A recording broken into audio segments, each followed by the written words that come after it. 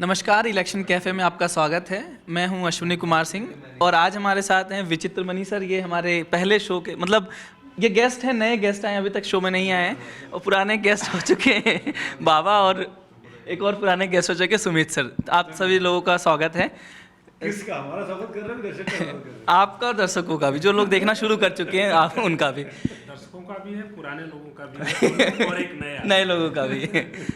तो आज चर्चा हमारी ये है कि कल लोकसभा में प्रधानमंत्री ने जो भाषण दिया था कि 370 प्लस बीजेपी और 400 प्लस एनडीए का एक वादा उन्होंने किया। उन्होंने कहा कि कांग्रेस भाजपा जो लोकसभा चुनाव जो 3 महीने बाद होने वाला है वहाँ पर 370 सीट लेके आएगी।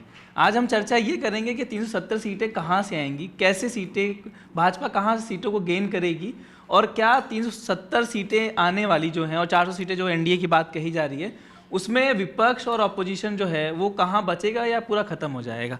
पहला मैं आपसे सवाल करूँगा सर, आप पहली बार आए भी हैं तो पूरा मौका आपको मिलना चाहिए। आपको लगता है कि 370 एक नंबर जो दिया गया वो पॉसिबल भी है अभी के सिनेरियो में? मतलब आज चुनाव हो तो भले ही राम लहर है एक मान सकते हैं, लेकिन क्या 370 कहाँ से गेन होगा? मतलब बोलना आसान है लेकिन गेन कहाँ से करेंगे आप? ये संभव हो सकता है। पहले तो इस बात पर हो कि कैसे संभव हो सकता है।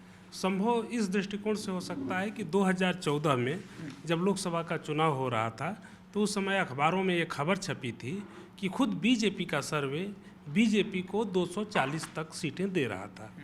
अगर बीजेपी को 200, बीजेपी ये मानकर चल रही थी कि 240 सीटें आ जाएंगी, 30-32 हम अपने सहयोगी दलों से इकट्ठा कर लेंगे, हमारी सरकार बन जाएगी। लेकिन बीजेपी ने अपने दम पर तब 282 सीटें हासिल कर ली।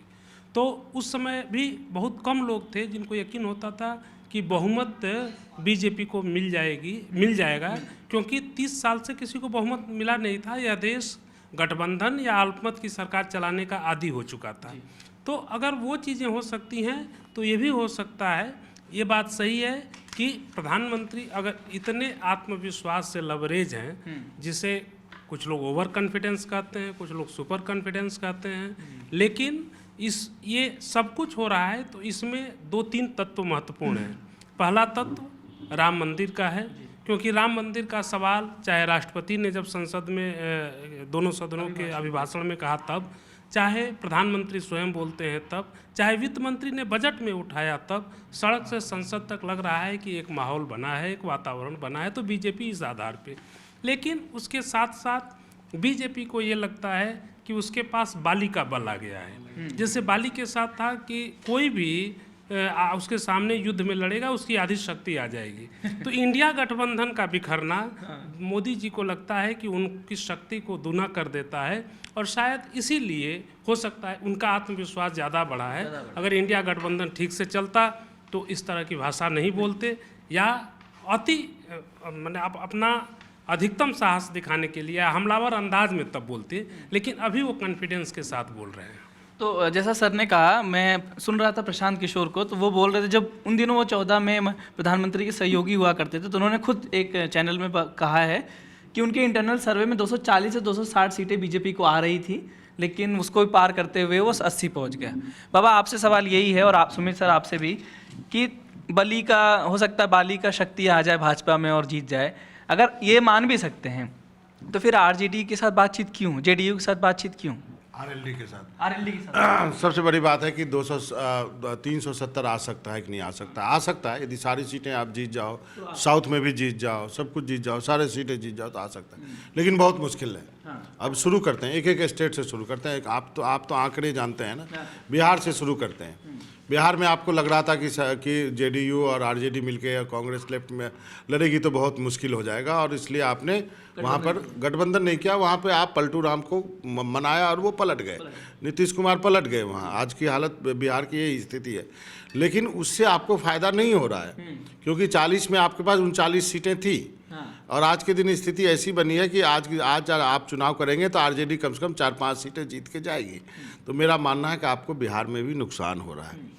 असम की बात करें, असम में आप जो है वो 14 सीटें जिसमें 9 आपके पास हैं, समझ गए? करीब करीब जो है आपके पास है। आप चाहो तो बाकी सारी सीटें भी जीत जाओ तो अलग है, 5 सीटें और जोड़ते हैं तो 5 सीट आप यहाँ पे और जोड़ लेकिन बाबा ये जो इंडिपेंडेंट है वो भाजपा को समर्थन तो दे रहे हैं, तो चार ही सीट 4 बची सीट, हैं। तो चलिए 4 सीट और जोड़ देते हैं। ठीक। तो आप जोड़ते जाएगा। अभी जितना 303 नंबर, है, अभी हाँ चार जोड़ 4 जोड़ दीजिए आप। बिहार में जोड़ने की जरूरत नहीं है आपके पास। केरला में 20 सीटें आपके पास एक भी नहीं है, एक भी नहीं रहेगी, ये सच्चाई है। कर्नाटक में आप जोड़ लीजिए 28 सीटें, आपके पास 25 हैं। 25 में से अब जेडीएस उनके पास अब चला जाट गया तो 26 हो गए। 26 हो गई, और जो इंडिपेंडेंट एक है वो बीजेपी का ही है, हाँ, उनका ही है। 27 सीटें आपके पास। 27 है आपका 28 में से, उससे ज्यादा होगा उससे ज़्यादा होगा नहीं।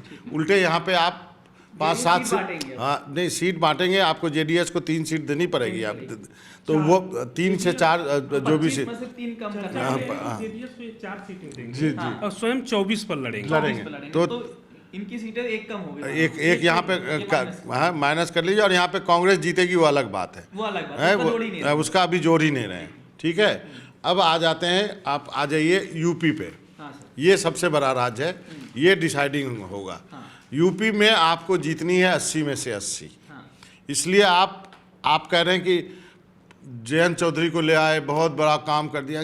काहे का काम कर दिया आपने? जयंत चौधरी को एक भी सीट है ही नहीं यहाँ पे। आपने तो सारी जीती हुई है पश्चिमी उत्तर प्रदेश की, जी। तो फिर कहाँ से सीट बढ़ रही है? अभी इंडिया के पास 64 है सर, मान लेते हैं, तो हाँ। बीएसपी की 10 सीटें मान लेते हैं, उनको चली जाए।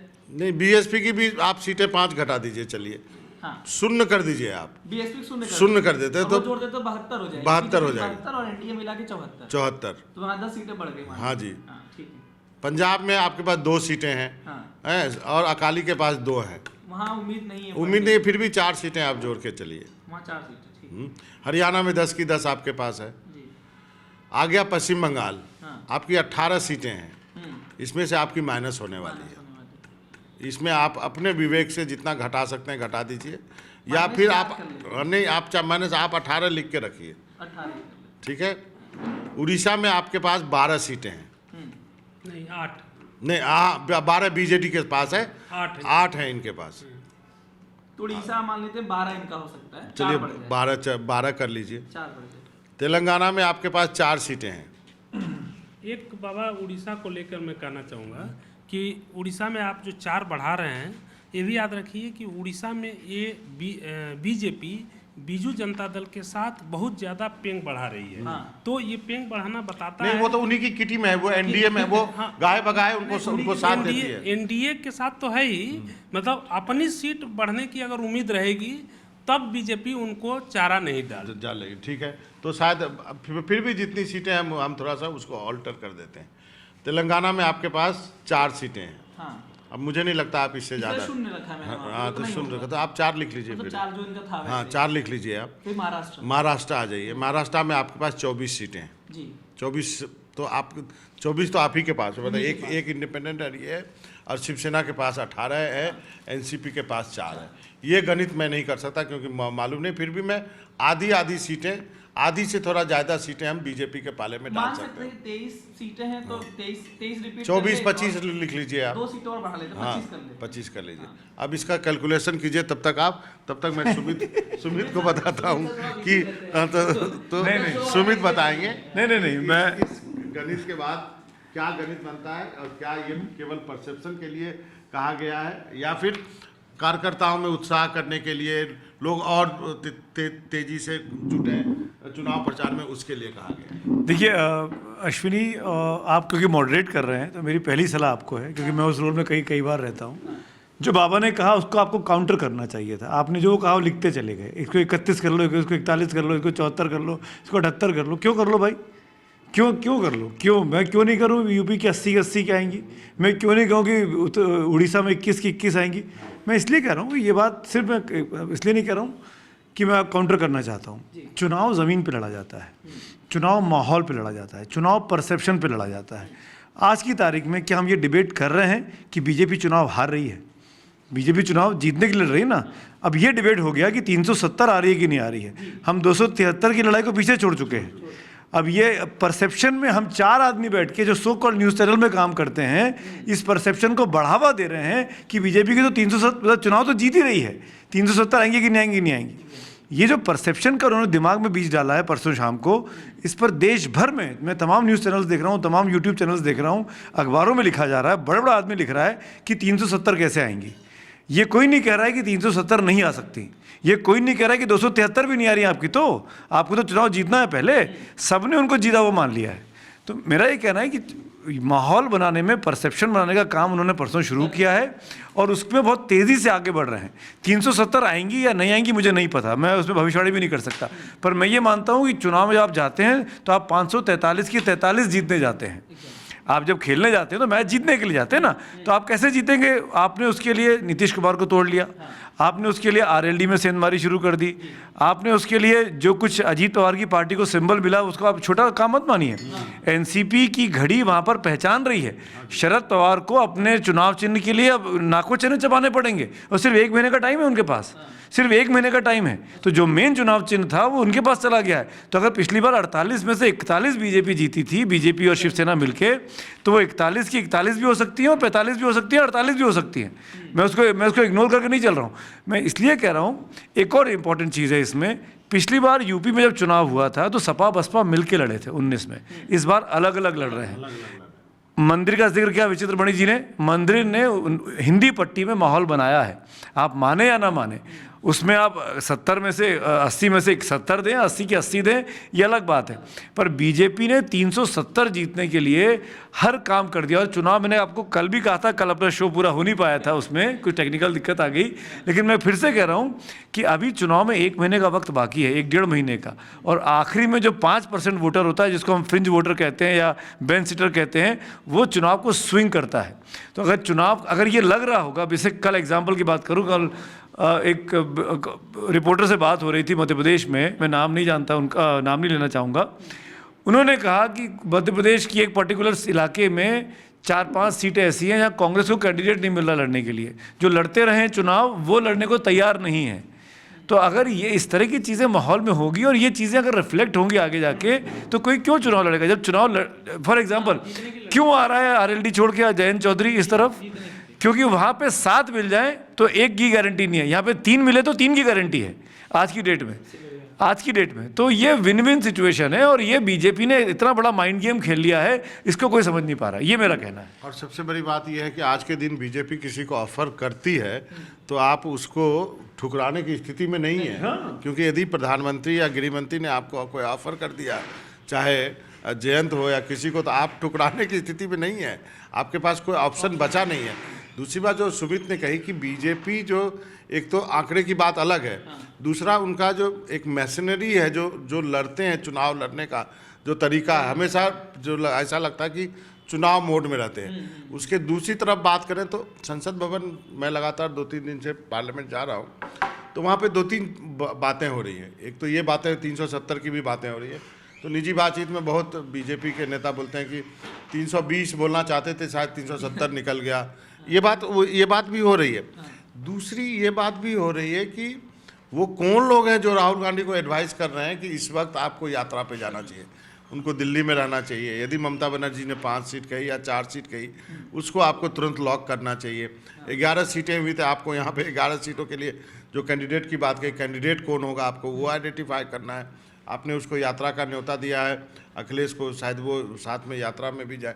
तो बाकी जगह जो एक चुनावी प्रबंधन का काम है, वो भी दूसरी तरफ हो रहा है या नहीं हो रहा है, ये इसके बारे में हमें मालूम नहीं है। जबकि दूसरी तरफ देख रहे हैं कि प्रधानमंत्री के दौरे हो रहे हैं और सारी तैयारी हो रही है। हालांकि एक और बात मुझे संसद में पता चली कि सारे जो मौजूदा सांसद हैं, उनको यदि हम विश कर रहे थे कि चलिए अब तो चुनाव के बाद मिलेंगे, आपको बेस्ट ऑफ लक, तो वो थोड़ा घबराए हुए से बोले थे कि क्या पता टिकट मिलेगा कि नहीं मिलेगा। ये भी एक समस्या है बीजेपी। तो ये एक बड़ी बात मुझे एक सवाल जो सुमित सर ने उठाया वो मुझे थोड़ा सीरियस पॉइंट लगा, जिस पे चाहता हूँ आगे बात हो, कि मीडिया परसेप्शन एक बहुत बड़ा खेल है इस समय हमारे मीडिया में भी और देश में भी।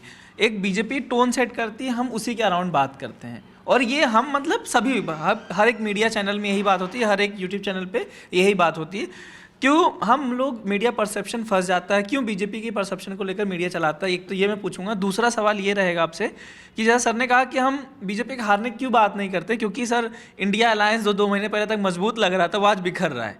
तो हम जो 30 सीटें माइनस करें 330 में से, जो आपसे कई बार बात हुई, 270 पे ला रहे थे, वो 270 से बढ़ के 230 होता जा दिख रहा है यहाँ पे। तो आपसे ये पूछूं परसेप्शन वाले पे बताइए। दोनों बातों पर मैं बोलूँगा।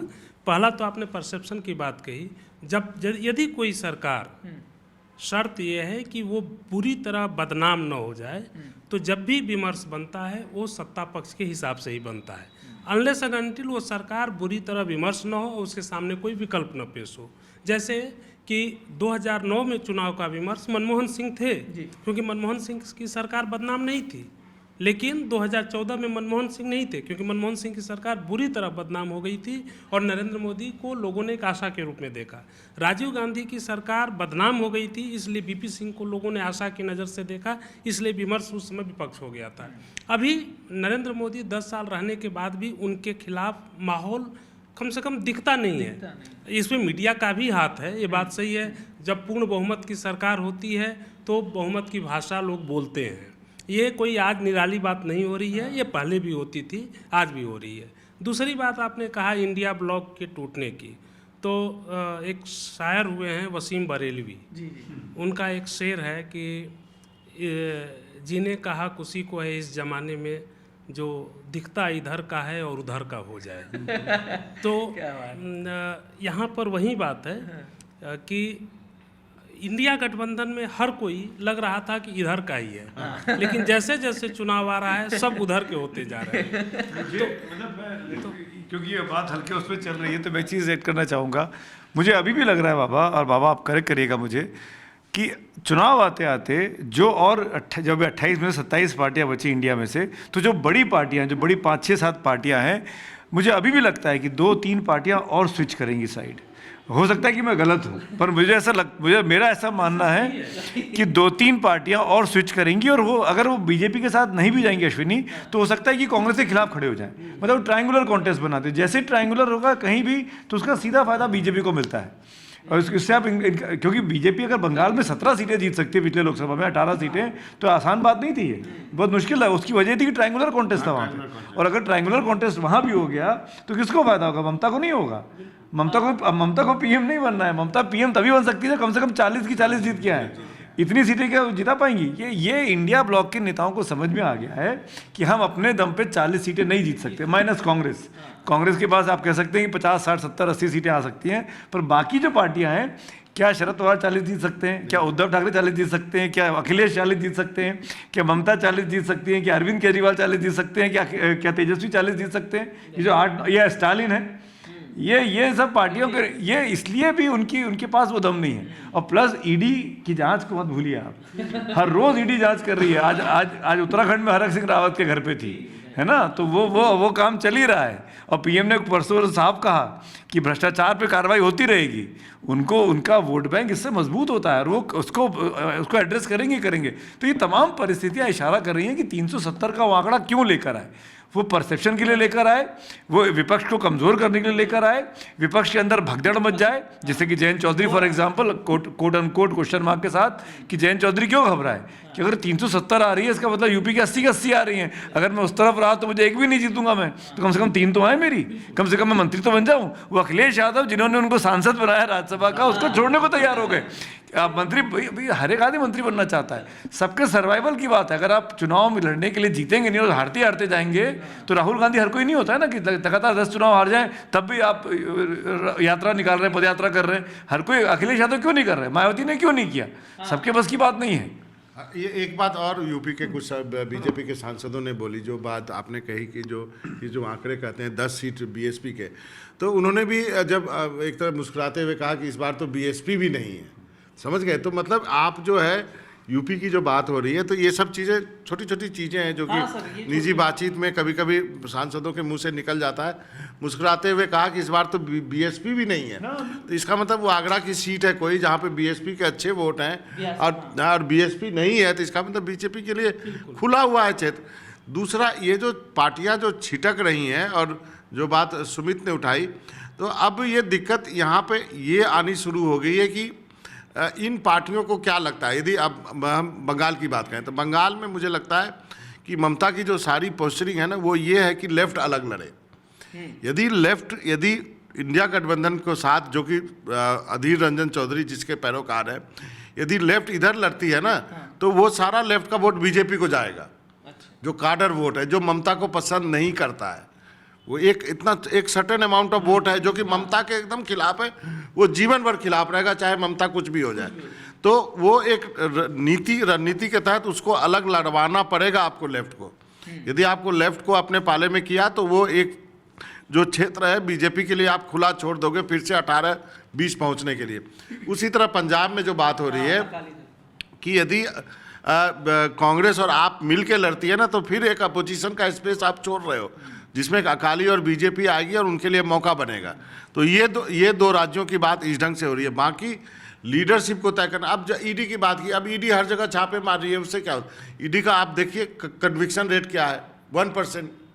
समस्या वही बाबा, तो 1% कन्विक्शन रेट है, लेकिन इतना तनाव पैदा कर देती है वो, इतना खौफ है कि आप एक बार जेल गए तो गए 1.5 साल के लिए, कब निकलेगा मालूम नहीं। मनीष सिसोदिया, संजय सिंह, सत्येंद्र जैन परेशान है कि नहीं घूम रहे हैं? कल आम आदमी पार्टी की जो कोषाध्यक्ष की रेट पड़ी 15 घंटे, कुछ मिला क्या मिला कुछ नहीं पता है, लेकिन रेट 15 घंटे हुई। देखिए, एक चीज मैं जोड़ूंगा कि बीजेपी परसेप्शन के लिए भले कह रही हो, लेकिन लोगों को ये बात इसलिए लग रही होगी 370 वाली, कि बीजेपी ने 2014 में कहा कि हम पूर्ण बहुमत के साथ आ रहे हैं, सर्वे उनका चाहे जो कह रहा हो वो आ गए। 2019 में नरेंद्र मोदी ने चुनाव के दौरान कहा था कि 1971 के बाद ये पहली बार होने जा रहा है कि कोई पार्टी दोबारा सत्ता में आ रही है, आ गई थी। इस बार दक्षिण भारत में जैसे कि हम लोग मान कर चल रहे हैं कि बीजेपी को वहाँ से कुछ नहीं मिलेगा, लेकिन मुझे ये लग रहा है कि बीजेपी इस देश की एक ऐसी पार्टी है, सारे राजनीतिक दल दुनिया में जो भी प्रगति की बात करते हैं वो भविष्य की तरफ देखते हैं। बीजेपी एक ऐसी पार्टी है जो अतीत की तरफ बात करके वोट बटोरती है।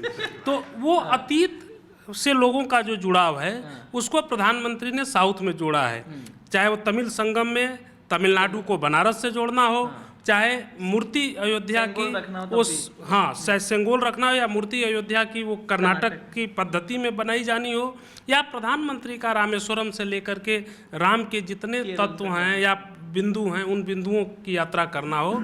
तो मुझको, मैं इस बात इसलिए कह रहा हूँ कि 2014 में जब बीजेपी लड़ रही थी, उत्तर प्रदेश में बीजेपी के विधायकों की संख्या 45-46 थी और लोकसभा में उसके सांसद 71 हो गए। जबकि तो इसीलिए मुझको ये लगता है, हो सकता है कि गलत हो, लेकिन मुझे ये लगता है कि मैं बस खाली पुराने जो उनके रिकॉर्ड हैं मैं उस आधार पे कह रहा हूँ, मेरे चाहने न चाहने से तो कुछ होगा नहीं कि वो उस आधार। आपने एक गोल्डन लाइन कही है यहाँ पे कि बीजेपी जो है वो अतीत को देख करके चुनाव लड़ती है, बाकी भविष्य का प्रोग्राम देते हैं। नेहरू उसके उदाहरण है। भाषणों में सर जो उनका कहना था, बातों में, आज के संसद में भाषण देखिए प्रधानमंत्री का, नेहरू जी इसमें याद आते हैं। लोकसभा जब बात होती है तो नेहरू जी ही नहीं, अतीत की हमारा संस्कार क्या, हमारी सभ्यता क्या रही है, हमारे इतिहास कितने प्राचीन है, हमारे ये परंपराओं। लेकिन विचित्र सवाल ये है कि यदि आपका राम मंदिर का मुद्दा इतना हिट है तो फिर बिहार में नीतीश को जोड़ने की क्या जरूरत है, यहाँ पर जो है आरएलडी को जोड़ने की क्या जरूरत है? राम है ना, वो एक कहानी, एक लाइन बोलूंगा, राम है ना, कि राम है ना, उसी राम ने क्या किया था, रावण को मारने में विभीषण युद्ध नहीं लड़ा था, लेकिन रावण को मारने के लिए विभीषण को गले लगाना पड़ता है। तो ये इंडिया गठबंधन, ये राजनीति की दो तीन चीजें सिर्फ एक मुद्दे पे चुनाव नहीं लड़ा जाता बाबा, कई सारे मुद्दे होते हैं, आपको कई सारी पूरी तस्वीर दिखानी पड़ती है। विपक्ष की अगर बात करें तो जातिगत जनगणना की बात कर रही है, विपक्ष की बात करें तो वो ओपीएस की बात करती है, विपक्ष की बात करें तो गरीबी का और महंगाई का मुद्दा उठाती है। तो विपक्ष भी ना कई प्रॉन्ग्ड हमले करता है सरकार पे। तो सरकार ने राम मंदिर एक कोर इशू था पर एकमात्र इशू नहीं था, ये बहुत इंपॉर्टेंट है, इसको हमको भूलना नहीं चाहिए।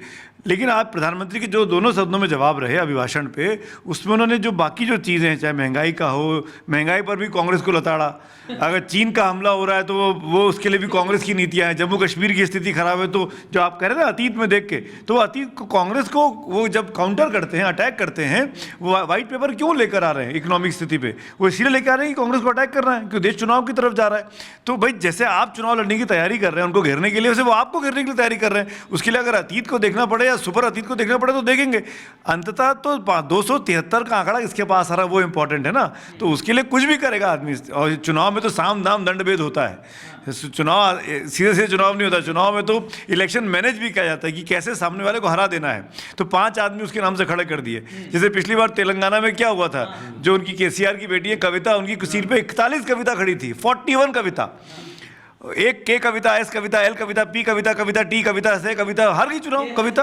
तो ये कहाँ से आया था? किसी ने दिमाग लगाया था ना कि कविता को फंसा देना है, फंसा दिया, चाहे जिसका भी दिमाग था वो। तो ये कोइंसिडेंस नहीं था, इसको कोइंसिडेंस बनाया गया।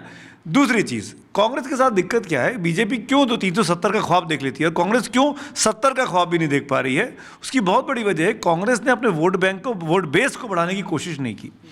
वो मुझे, अगर ये तेलंगाना और कर्नाटक को अगर मैं अपवाद मान के 1 मिनट के लिए हटा दूं, अगर आप मुझे इसकी इजाज़त दें, तो आप मुझे बताइए कांग्रेस किस राज्य में बढ़ी है आगे, खासकर हिंदी पट्टी के राज्यों में? जीते हुए राज्य हार गई। 5 साल में बदल जाता था, वो उत्तराखंड हार गई।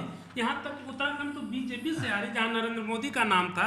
वो केरल लेफ्ट से हार गई, जिससे दोस्ती बढ़ाने के चक्कर में राहुल गांधी सब बर्बाद कर रहे हैं। बिल्कुल। तो कांग्रेस के साथ दिक्कत यह है कि अगर आपका आंकड़े आप देखिएगा अश्विनी, 1984 में जब राजीव गांधी चुनाव जीते इंदिरा गांधी की हत्या के बाद, जब कांग्रेस को सबसे बड़ी जीत आज तक के इतिहास की किसी भी पार्टी को मिली, 412 सीटें, कांग्रेस को 12 करोड़ के आसपास वोट मिले थे। 2019 के चुनाव में कांग्रेस को 11 करोड़ 98 लाख या 99 लाख, 12 करोड़ से कुछ वोट कम मिले। तो कांग्रेस का मैक्सिमम 12 करोड़ है, कांग्रेस 12 करोड़ पे खड़ी हुई है। बीजेपी को पिछली बार 22 करोड़ वोट मिला जब उसको 303 सीटें आई।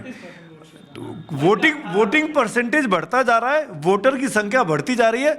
आपका जो वोटर है वो 12 करोड़ पर आकर अटक गया है। आप जब सीटें आती है तो आपको 12 करोड़ है। सोचिए अगर कांग्रेस की 200 सीटें आई होती तो 12 करोड़ का कम से कम 30 करोड़ 40 करोड़ हो गया होता। तो कांग्रेस ने उस 30 करोड़ या 40 करोड़ करने के लिए क्या किया इन 5 साल में? आखिर में 2 भारत जोड़ो यात्रा, एक अभी एक तब, और इस बार की जैसे बाबा ने कहा कि ये टाइम था भारत जोड़ो यात्रा निकालने का। जब आप सपना देख रहे हो कि 1:1 की लड़ाई लड़नी है, बीजेपी को कम से कम 300 सीटों पर फंसा देना है, तो आपकी 3 सीटें तय नहीं हुई हैं जून से लेके महीने में आगे।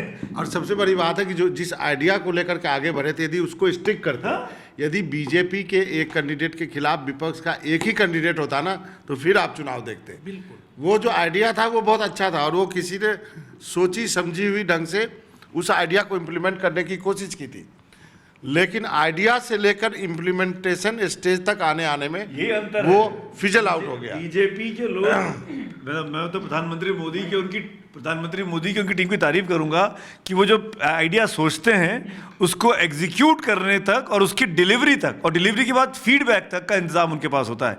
राम मंदिर का जो आयोजन था, मैं तो अयोध्या में था, ये आसान काम नहीं था। हिंदुस्तान के 7-8 हज़ार लोगों को एक जगह पर 6 घंटे के लिए बिठा देना, उनका आना, और बड़े बड़े लोग, अमिताभ बच्चन और अंबानी जैसे लोग वहाँ आके बैठे हुए हैं और इंतजार कर रहे हैं प्राइम मिनिस्टर का। ये कोई आसान काम नहीं थी। तो इस पर होमवर्क किया गया होगा, इस पर कम से कम 6 महीने साल भर की प्लानिंग लगी होगी उस डेट पे इकट्ठा करना। अयोध्या जैसी जगह पर हम जानते हैं अयोध्या में कितने होटल हैं, कितनी व्यवस्थाएं हैं, क्या हुआ अयोध्या में। तो ये इसको प्लान किया, इसको एग्जीक्यूट किया, ये डिलीवर किया और दुनिया के सामने तस्वीर रख दी कि हमने सबसे खूबसूरत राम मंदिर का निर्माण कर दिया है। क्या ये कांग्रेस के क्या किसी भी योजना को लेकर कांग्रेस करती थी?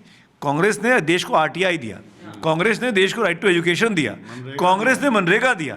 ये सब चीज़ें सीधे सीधे गरीब आदमी के विकास की चीज़ें थी, उनके काम की चीज़ें थी, आपको एम्पावर करने की चीज़ें थी। पर कांग्रेस उसके बाद कहाँ रिदम छोड़ दिया, क्यों रिदम छोड़ दिया? ये जब से अहमद पटेल गए हैं, बाबा ने कल भी कहा था, ये बड़ा इंपॉर्टेंट फैक्टर है। सोनिया गांधी का बीमार हो जाना, उनका लेस एक्टिव हो जाना, अहमद पटेल का चले जाना, ये 2 बड़े फैक्टर रहे जब कांग्रेस पार्टी न जाने क्यों भटक गई। हाँ, जिसको कहते हैं ना भटक गई। आज के दिन राजनीतिक दल की जगह एक एनजीओ की तरह हो गई है। वो आपने सही कहा। और आप दोनों की बात मैं समाप्त कर देता हूँ। वो आजकल कांग्रेस के बारे में कहा जा रहा है ये ना फ्री थिंकर्स का ग्रुप है, ये पॉलिटिकल पार्टी नहीं है। नहीं तो आज के दिन को यात्रा पे निकल जाए, कौन एडवाइस कर रहा है भाई साहब? आप यहाँ पे लड़िए ना, जमीन पे लड़ने के लिए आपके पास सेना कहाँ है? सेना है नहीं। सोचिए टाइप हो जाता सबके साथ और ये सब लोग यात्रा में चल रहे हो, हर ग्रुप में जुड़ रहे हो, तो कितना आप एक साथ रैलियां कर रहे होते, नॉर्थ में नॉर्थ के लीडर होते, साउथ में साउथ के लीडर होते हैं। लेकिन बाबा, मैं एक अक्सर चर्चा करता हूँ कि कांग्रेस ने एक दलित को अपना अध्यक्ष बनाया और उत्तर भारत में दलित राजनीति शून्य है। उत्तर प्रदेश में मायावती निष्क्रिय हो चुकी हैं। बिहार में रामविलास पासवान के निधन के बाद वो जगह खाली है। कांग्रेस अगर मल्लिकार्जुन खड़गे को यूपी और बिहार में बाबा साहब अम्बेडकर, जगजीवन राम, कांशीराम, ज्योतिबा फूले जैसे चेहरे पीछे लगाकर और ये कहता है कि देखो हमारे पास ये कांग्रेस की विरासत के साथ हैं, अरे तो कितना प्रोग्राम बना था कि यूपी से चुनाव लड़ेंगे, बिल्कुल, लेकिन कुछ नहीं पता हुआ। नहीं उसका क्या हुआ। नील बटे सन्नाटा है। और उसके बाद बताऊं कि मैं तो मुझे भी बहुत होप था कि जब खड़गे साहब आए थे, मुझे लगा था 80 साल का एक पका पकाया नेता जो जीवन भर राजनीति किया है, 9 बार का विधायक, कभी नहीं हारा जीवन में, एक लोकसभा हारे, लेकिन अभी राज्यसभा में लीडर ऑफ अपोजिशन है, वो आदमी कुछ कर देगा। लेकिन वो तो एक सेक्रेटरी नहीं बदल पा रहे हैं। बिल्कुल, आप समझ सकते हैं कांग्रेस की अंदर की हालत बता दो।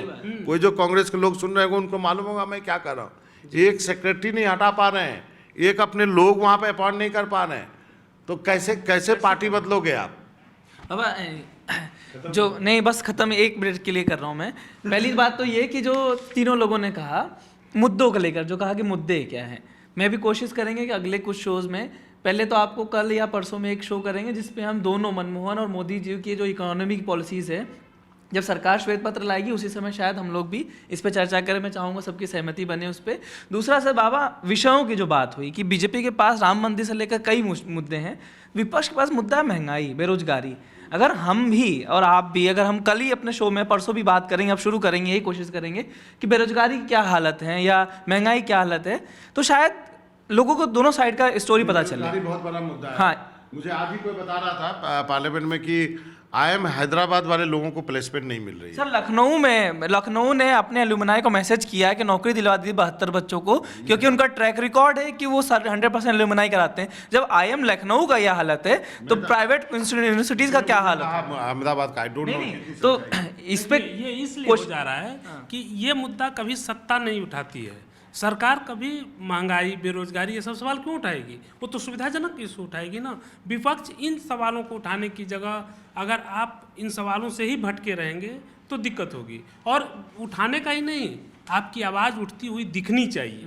अगर जंगल में मोर नाचा किसने देखा जैसी नहीं, तो यही बात है। जब विपक्षी नहीं रहा, खंड खंड विपक्ष हो जाएगा तो हम कोशिश करेंगे इस मुद्दों को उठाने की, ताकि एक लेवल प्लेइंग फील्ड जो कहा जाता वो।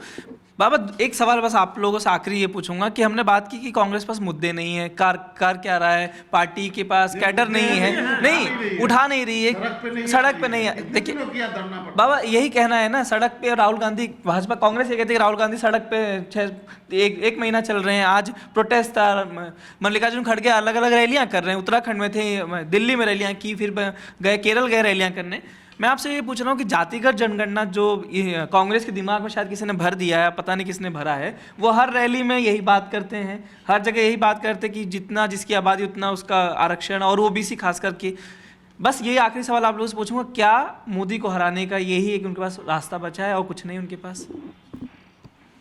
नहीं, ये एक बड़ा मुद्दा है, जैसे हमने कल भी चर्चा की, और उसमें ये था कि हिंदुत्व के नाम पर बीजेपी ने 2014 में हर समाज को, हर तबके को इकट्ठा कर लिया, और लगातार उसका जो वोट बैंक तब से 2014 से लेकर अब तक अपराइज पे है, प्लस में दिखाई दिया।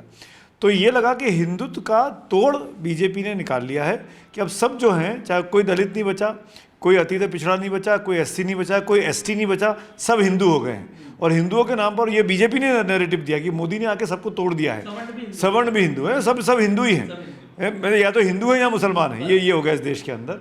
लेकिन यही बात, और ये वोट बैंक सिकुड़ा भी, BSP का सिकुड़ा, सपा का सिकुड़ा, RJD का सिकुड़ा, पासवान साहब का सिकुड़ा, हर पार्टी को नुकसान हुआ, खासकर वो पार्टियां जो जातिगत राजनीति करती आती थी, जिस उस पर बेसिस बनी थी।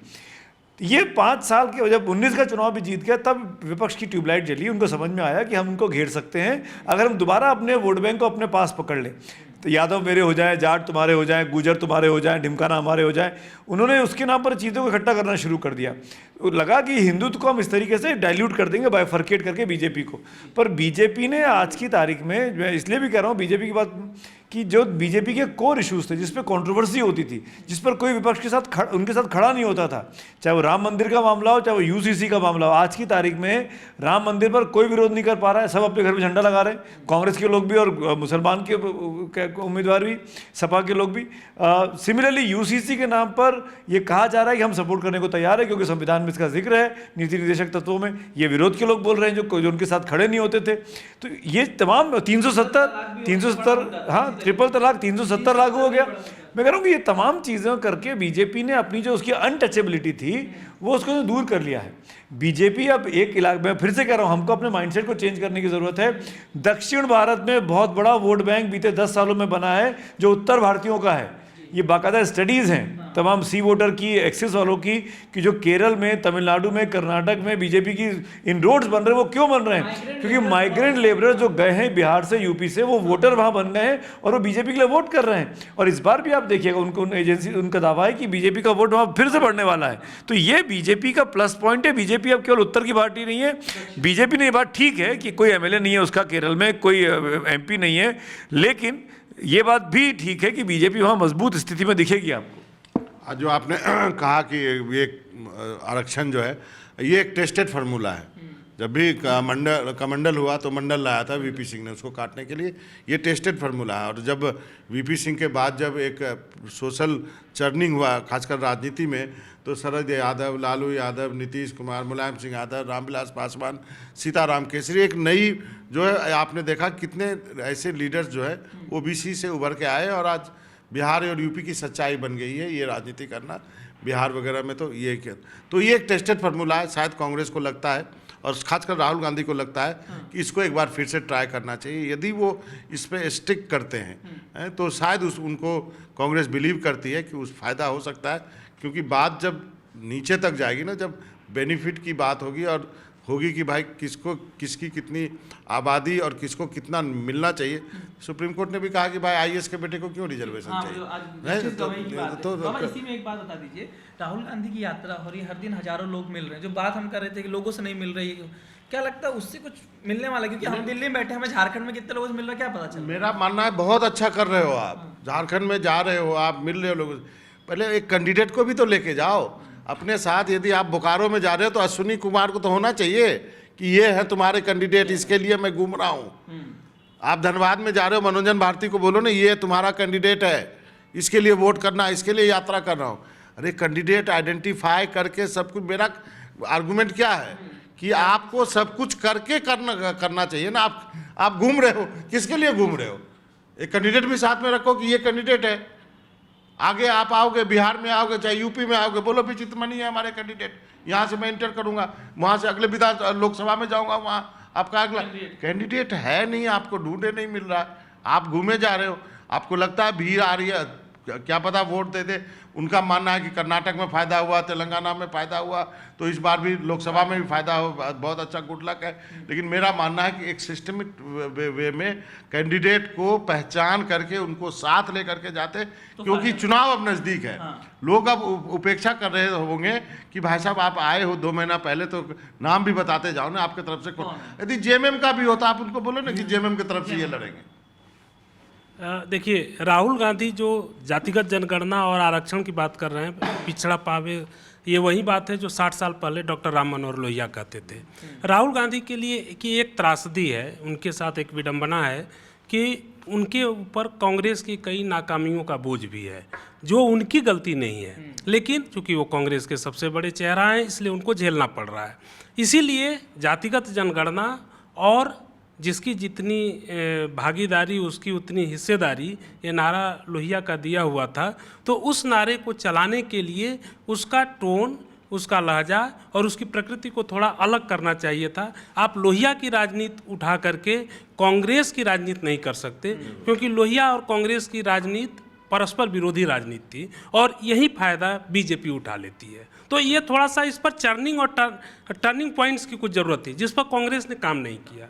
काम करती तो ये मुद्दा, लेकिन फिर भी मैं ये कहूँगा कि इस मुद्दा ने एक बज पैदा किया है, इतना बज पैदा किया है, बार बार राहुल गांधी ने कहकर कि प्रधानमंत्री को हर फोरम पर जवाब देना पड़ता है। जो बहुत ज़्यादा जवाब देना वो ये बताता है कि वो इशू बहुत गंभीर है। अपने पिच पर पीएम को लाने की कोशिश कर रहे हैं और पीएम उस पिच पर आते भी हैं, रिएक्ट भी कर रहे हैं। तो ये राहुल गांधी उस पिच पर बने हुए हैं, जमे हुए हैं। ये उनकी सोच को दिखाता है कि इस मुद्दे को लेकर वो वाकई में संजीदा है। और उस बंदे का इतना तो आपको ना वो देना पड़ेगा हिम्मत की, भाई साहब इतने होने के बावजूद भी सब बोलते हैं कि हार ही रहा है, लेकिन वो बंदा उसी हिम्मत से जो है, उसी जोश के साथ जुटा हुआ है, उसको कोई फर्क नहीं पड़ता। एज राहुल गांधी के साथ है, देखते हैं कभी न कभी तो सत्ता या फिर जीत हाथ अरे लगेगी। बाबा देखिए, विपक्ष 1947 से लेकर 77 30 साल तक तो सारा विपक्ष हारता रहा। अटल बिहारी वाजपेयी जैसे नेता हारते रहे, विपक्ष के सारे दिग्गज हारते रहे, तो उन सबों ने अरब सागर में जाकर जल समाधि नहीं ली थी। वो लड़े थे, इसलिए 77 में जीते थे। तो सत्ता है, जनता जिसको चाहेगी वो जीतेगा। तो कांग्रेस की उम्मीद है कि जाति है जो जाति नहीं, उसी के नाम पे उसको वोट मिलेगा और शायद वो वापसी कर पाएगी। तो आज की चर्चा में बस इतना ही। कल मिलते हैं किसी और विषय के साथ, तब तक के लिए बहुत बहुत धन्यवाद।